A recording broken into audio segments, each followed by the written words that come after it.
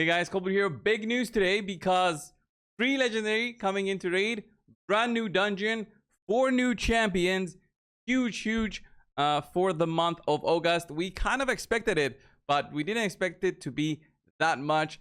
It's gonna be exciting, guys, and I'll be covering it in today's video. Brand new champion coming in as a daily login 7-day loyalty kind of program. We are all used to this sort of system within raid, and Loki the Deceiver is coming into raid. I'll show you guys his kit and how the whole loyalty system will go. I'll show you guys the new dungeon and how that is supposed to work. We don't know exactly how difficult it's gonna be, but I'm gonna dive into the whole thing in today's video. Before that though, a quick word from today's sponsor. And a big thank you to Warcraft Rumble for sponsoring today's video and the channel. Guys, Warcraft Rumble is a mobile action strategy game set within the Warcraft universe. If you've never played that before, don't worry, you will still love it. I am loving it. I've been covering this game for the last couple of months over on my second channel with dedicated video showcases on guides, walkthroughs, news updates, and more about the game. It is an amazingly beautiful game, tons of action, and season 8 will be starting very soon with a brand new mini added into the game, brand new dungeon, as well as updates over on how the grid works in terms of purchasing your minis and getting them upgraded. It is amazing. You definitely need to try it out. I have linked down below in the description and comments of today's video for downloading the game, as well as to my second channel where I am covering that game with dedicated videos. Thank you all, and let's get back to the video.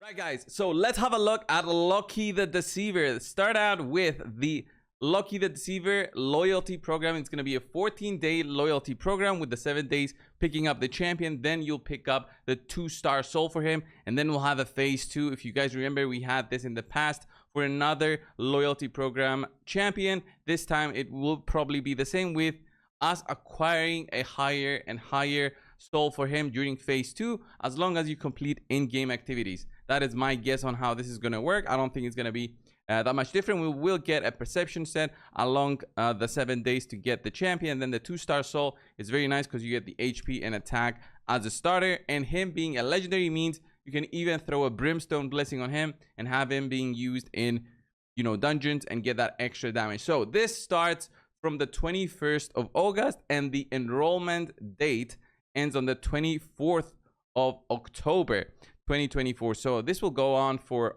3 months, more than 3 months. So very cool. The activation date 22 of November 2024. A long time, but I am so happy that another free champion is gonna be, you know, given out to all players. This is huge. This is like a free champion, so why not? Let's go and have a look at his kit, Loki the Deceiver. So this is the kit of Loki the Deceiver. If you have a look at his A1, Flames of Mischief attacks all enemies, so a big AoE attack. He's gonna be barbarian, by the way. Support Spirit Champion, 30% chance of increasing the duration of all enemy debuffs by 1 turn. Very nice. If this champion is under a veil or perfect veil, the chance increases to 50%, and then with books goes to 70%. 4 books for this skill. It's a pretty nice skill to have, especially if you're going to use him for something like the Hydra, to extend the duration for stuff like the block buffs, defense down, weaken. If you have other champions applying those, can be very nice. Let's look at his A2 Deceiver's Gambit with a 4-turn cooldown, 3 if you book it. You select a target, so it's a placement of a debuff. So if the target's an enemy, you will be able to apply block active skills and a block buffs debuff for 2 turns. If the champion using the skill is under veil or perfect veil, also applies a debuff spread effect, taking 2 random debuffs from the target and placing them on all enemies. So already you see the importance of perfect veil on Loki, and we'll see his passive later on, how that works with the whole thing. But spreading block buffs is going to be huge. The block active skills, you won't be able to spread it in PvE situations for bosses, but you will be able to do that on waves. So that's going to be very strong, basically going to help you push through dungeons because of the block active skills, forcing enemies to only use their default attack. Very strong. So if the target's an ally, then this just heals them by 50% of this champion's max health and places a perfect veil buff on them for 2 turns.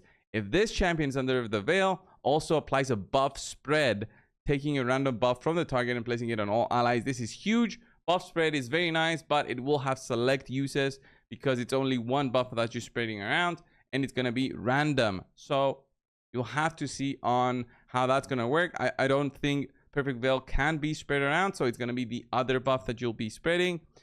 It all depends how you want to work it. I think the block active skills on enemies and block buffs is so much better than anything else that you might be, considering in terms of having such a skill.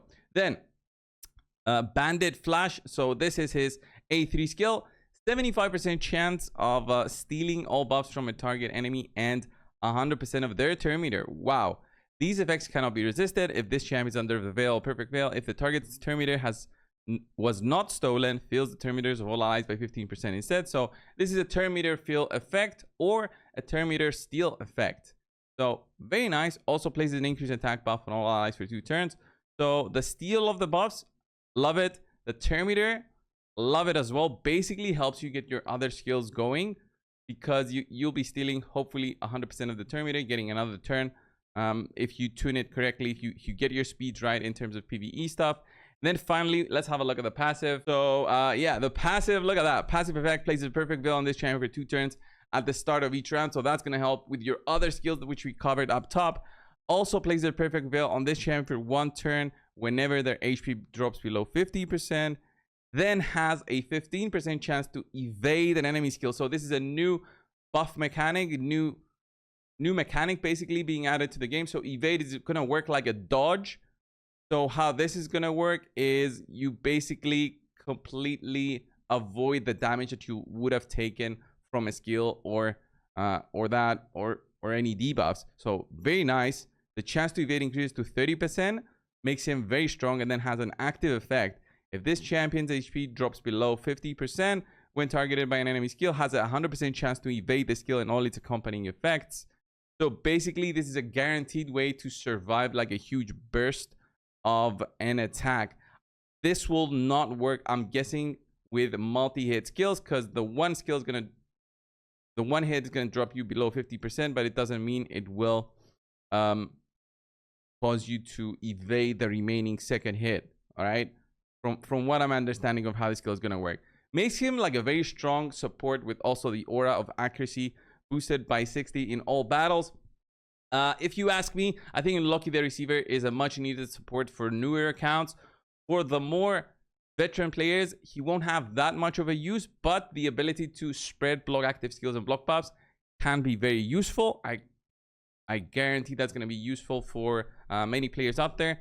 And we'll also have the new dungeon. So whether this is going to help us with a new dungeon, we will know when the time comes. But let's have a look at how the new dungeon is going to work and how the new champions, guys, look at this. New champions being added into the game with Loki the Deceiver, Thor Feyhammer, Freya Fade Weaver, Odin Fey Father. So all of them are barbarians, legendaries. We have 1 magic, 1 force, 1 void. Amazing. I love the Norse god mythology kind of getting into the game. I 100% go all in with Odin Fey Father in terms of the looks of this guy. I'm all in.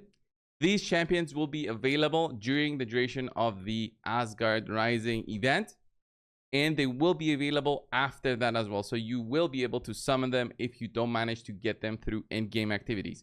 What kind of in-game activities am I guessing we're going to have? Deck of Fate event, which is summons basically. You do like 20 sacreds and you pick up the legendary. Whether that's going to be good or not, it depends when we actually see their kits.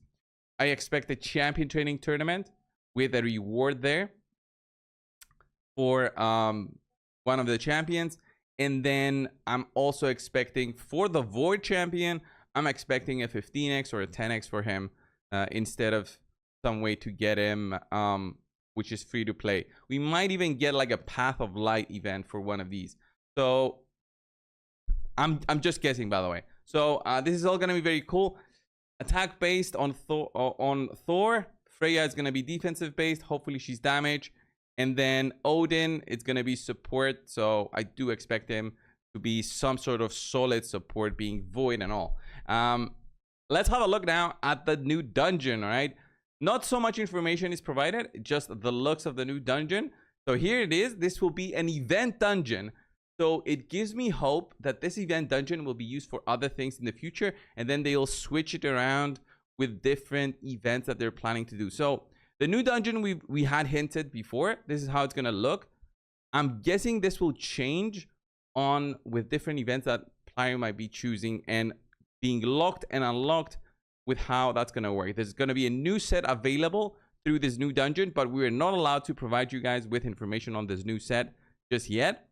But I will say that this new event dungeon will have 30 stages, 30 guys, 30 stages, varying in difficulty as you go up, and it's gonna be a boss dungeon only, meaning you'll be fighting Odin right from the start, like you do with the spider dungeon as an example. And there will be other allies accompanying Odin when you're doing the fight. So I'm guessing these things in the back, these ghosts that you see in the back, these are probably like, you know, Viking warriors or whatever, that they will be joining the fight. Although by the looks of it, it's champions from Raid.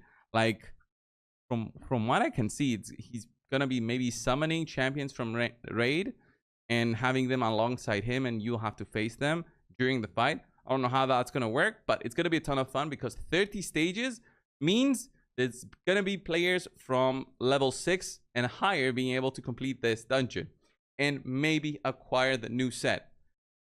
Of course, the highest quality of the set will be acquired, I'm guessing, through the final stage, right? Stage 30 with the higher drop rate for the highest quality. So maybe even mythical gear being dropped from there. But they did mention normal difficulty. So maybe not even mythical available through this, but it might just be for their plans in the future to add something else, because they strictly specify to us normal difficulty for the 30 stages that will be available. Nevertheless, I'm all in. I love new challenges. That's what makes us, you know, summon for more champions, because who knows, there might be like a new challenge and I want to use everything that I have, the tools, the toys I have on the account in order to beat it and push through. So it's gonna be a ton of fun. I love the Norse mythology aspect of everything. Loki looks great. Nothing too crazy that's gonna break the game. I like the evade mechanic, but it's only for him. So it's not like he gives the evade mechanic to others. It just makes him a little bit easier to survive some specific skills, so you can dodge some stuff and the enemies might not expect it, okay, or forget about it. But Loki, honestly, in terms of design, by the way, looks the worst out of the 4. Thor doesn't look that great, if I'm gonna be honest as well. Freya looks okay, and then Odin looks the best, in my opinion, in my humble opinion, in terms of the 4 of these guys. I want to see their in-game skills and how all of those look. Of course, I do expect them to be very similar to other barbarians we have in the game. And with that, by the way, guys, I want to close off and say we had Vikings before, so don't think that the barbarians do not fit the whole Viking thing and the Norse mythology, because you guys never seen this guy. He's literally a berserker. So what berserkers are, these are Vikings. These were their name, you know, the berserkers. So this is like, we had it since forever in the barbarian, so very much so expected to be within the barbarian faction. So not a new faction at all, and I like that it's not a new faction. Are we gonna get more, you know, gods like mythology within the game in the future? I don't know, who knows. But the new event dungeon that, you know, will be taking place somewhere here, right? The new event dungeon really opens up the possibility, because it's going to be here, okay, in between Fire Knight and Spider. It's going to open up the possibility for us to have different bosses there for like a seasonal type of content. So that's going to be cool. So instead of having the Doom Tower, which is not seasonal but is monthly content with different bosses, we're going to have that instead, with being able to farm that new set that is coming in a different way. Whether it's going to be easy or not, I don't expect it to be easy, especially the highest difficulty, but I expect it to be available to everybody. So if you guys want to know more about the new set, please subscribe to the channel. We'll be covering it tomorrow. That's when we're allowed to post about the new set. I wonder though if this is going to get spoiled and if somebody releases the info because they didn't notice the embargo. I don't know. I hope not. It's all fun. It's all fun when we hype these things up. This is all information provided by Plarium, guys. It's not anything I had beforehand. They gave it to us. All the creators will be posting videos today. Thank you all guys for watching. Subscribe if you haven't already. I will see you guys in the next one. See ya.